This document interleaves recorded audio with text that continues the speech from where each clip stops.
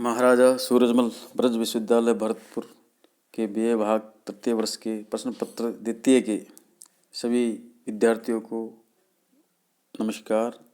विद्यार्थियों, मैं आज आपके प्रश्न पत्र में शामिल प्रतिनिधि निबंध संग्रह पुस्तक के 6वें निबंध, जिसका शीर्षक है नीलकंठ उदास है और जिसके लेखक है कुबेरनाथ राय, का संक्षिप्त परिचय एवं सारांश बताने जा रहा हूँ। विद्यार्थियों, मैं हनुमान प्रसाद मीणा, सहायकाचार्य हिंदी, राजकीय महाविद्यालय बयाना, भरतपुर, आपके लिए ये उपयोगी वीडियो प्रस्तुत कर रहा हूँ। ध्यान से सुने। पहले हम संक्षेप में नीलकंठ उदास निबंध के लेखक कुबेरनाथ राय का संक्षिप्त जीवन परिचय सुनते हैं। श्री कुबेरनाथ राय का नाम अद्यतन निबंध दलित निबंधकारों की श्रेणी में लिया जाता है। आपने सैकड़ों निबंध, लेख, रिपोर्टाज आदि लिखकर हिंदी को समृद्ध किया है तथा अपनी लेखन शैली द्वारा आधुनिक दृष्टि एवं नूतन युग बोध को मुक्त करने का स्तुत्य प्रयास किया है। आपने जो कुछ लिखा है उसकी पृष्ठभूमि में भले ही पुरातनता है, किंतु आपके विचार, आपके भाव, आपकी भाषा, कल्पना, शैली आदि सभी आधुनिकता के पंख लगाकर पद्य साहित्य के उन्मुक्त गगन में विचरण करते हैं। आपके डॉक्टर द्वारका प्रसाद सक्सेना का मत है कि आपने व्यक्तिगत निबंधों की जिस नूतन पद्धति को अपनाया है उस पर भले ही पाश्चात्य तकनीक का प्रभाव हो, किंतु उसमें गरिमा है, सौष्ठव है, मार्दव है और सबसे अधिक नूतन रसबोध है। इन निबंधों ने हिंदी की कई पत्रिकाओं को सुसज्जित किया।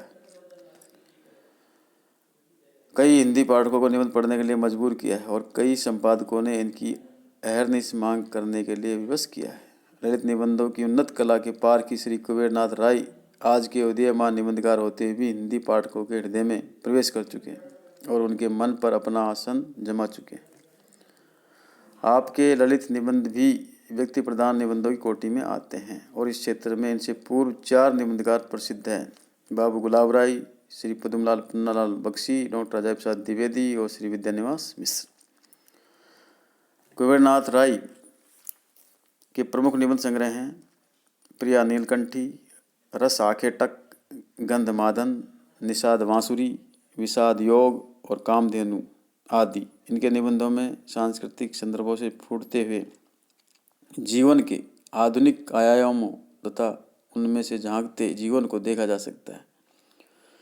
इन्होंने रस आखेटक में रस की परिभाषा को नूतन आयाम दिया है। विषाद योग की स्थिति पूर्व के निबंध संग्रहों से किंचित भिन्न है।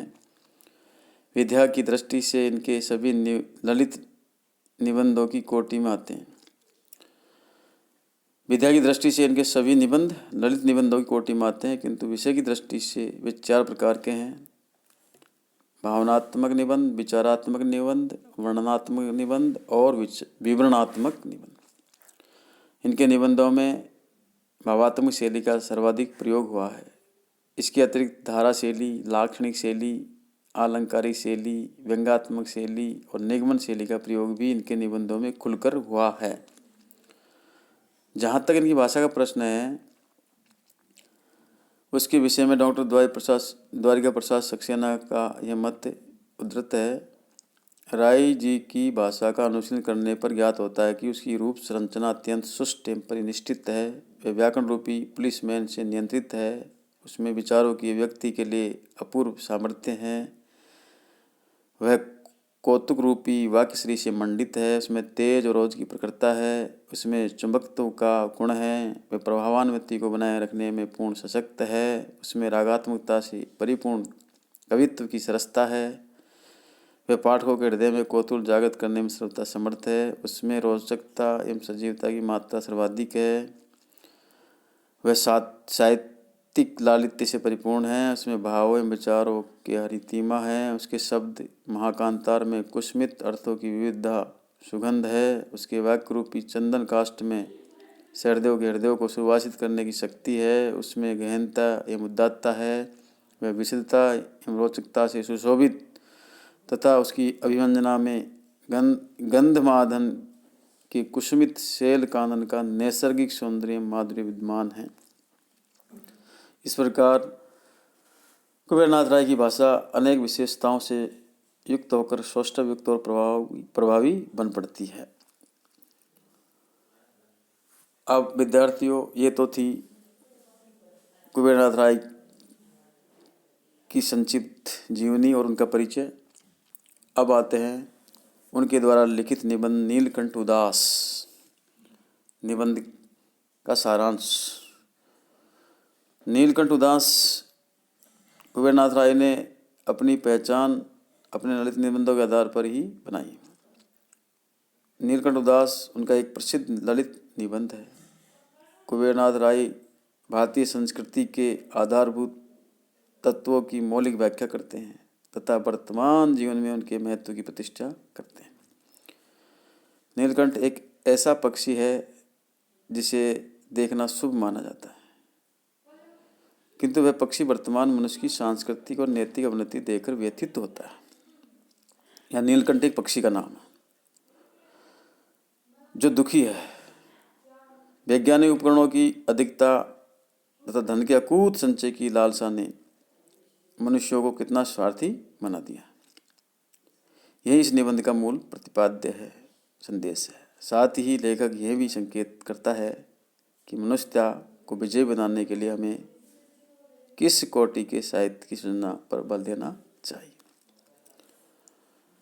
निबंध में लेखक ने संस्कृत साहित्य तथा पाश्चात्य साहित्य से वे उदाहरण दिए हैं जिनसे आदमी उदात्तता की ओर अग्रसर होता है। और इस निबंध की नीलकंठ उदास निबंध की भाषा संप्रदान होते हुए भी प्रभावमयी है।